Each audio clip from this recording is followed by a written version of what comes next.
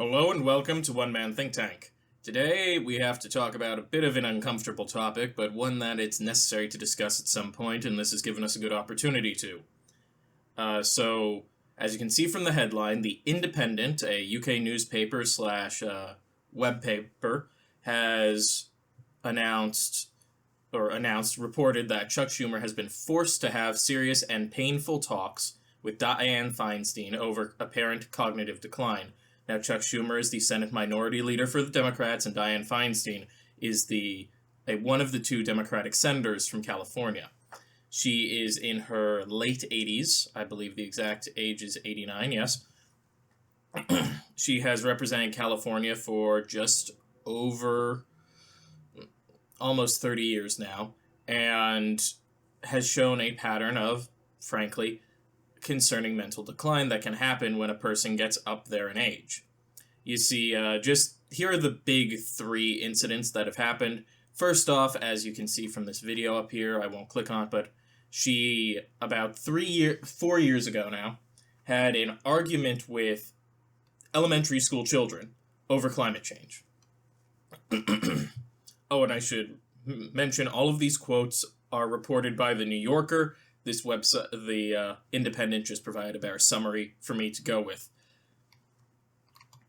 She argued with elementary school kids about climate change, whether or not it was real, which was something that just generally caught people off guard, because she's not a climate change denier in any way, shape, or form, and hasn't been, but it was kind of a strange response. During the questioning of Jack Dorsey, the CEO of Twitter, she almost immediately repeated a question that was asked, that she had previously asked.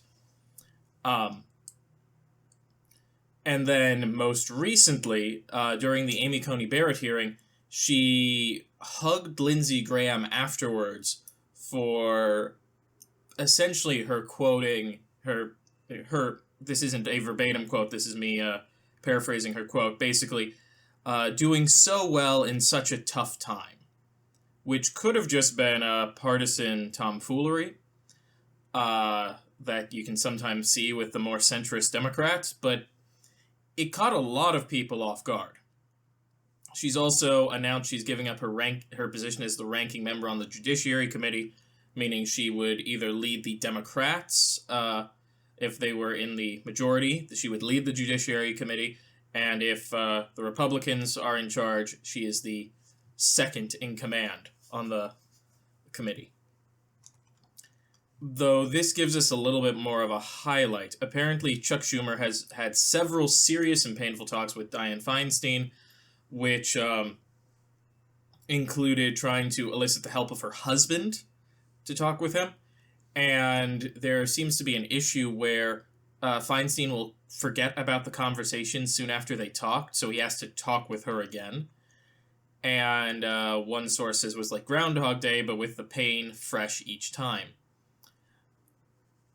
So, like I said, we don't have the sources. These could not be in Feinstein or Schumer's office. These could be Republican sources. These could be House sources. These could be White House sources. We don't know how far away or close they are to the situation, but it's pretty telling. Yeah, and this does seem to be a surprising fall for her, because she would have been in the position to block Coney Barrett if she wanted to, and she didn't really take any action. And the main reason this caught people off guard is due to the fact that NARAL Pro-Choice America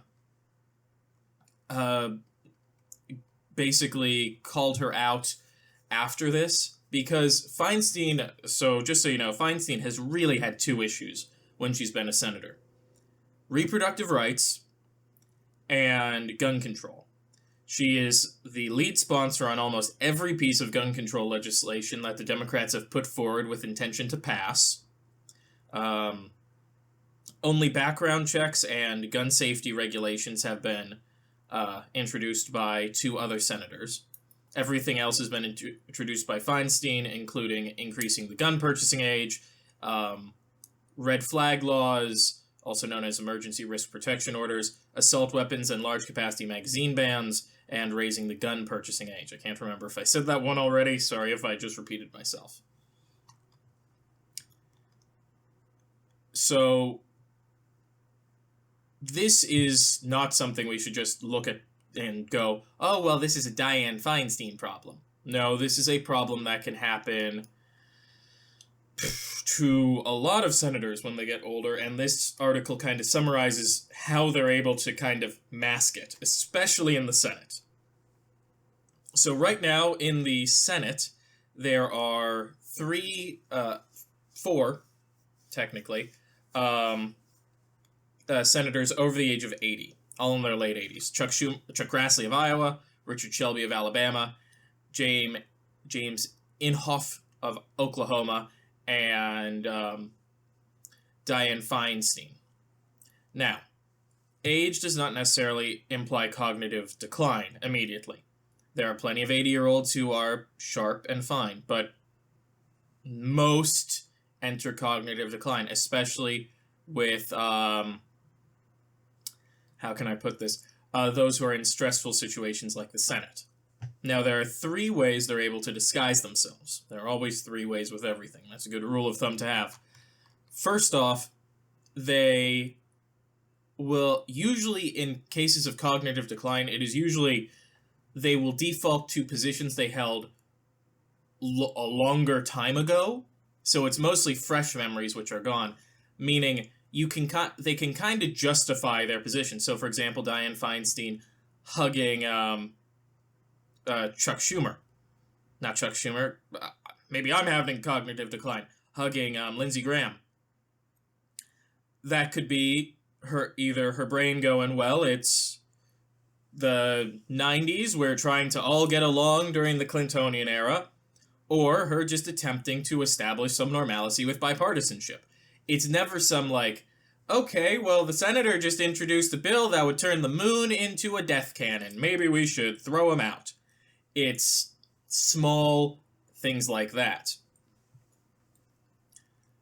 Next is the fact that rarely do senators actually have to defend themselves, especially when they get older. So usually what will happen is the cognitive decline will start in the middle of one of their terms, but it'll be light enough they can run for election again, like Feinstein did. And then it gets worse, but they're in there for 6 years. So unless they resign or the Senate boots them, they're in there, and they're not going anywhere. And finally, we have our last little way, and this is one they highlight here, the staff.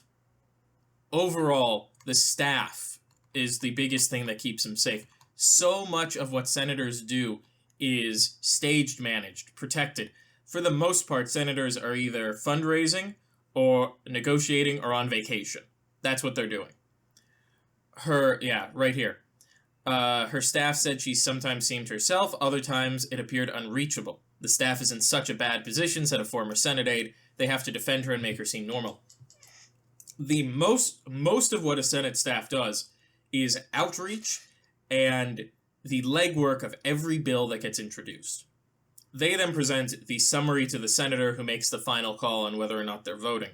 This is one of the weaknesses of having so few people in the Senate. And yeah, 100 is a few. At some point I'm going to do a bill on expanding the House, or a video on expanding the House, but you can't do that with the Senate, given how it's set up.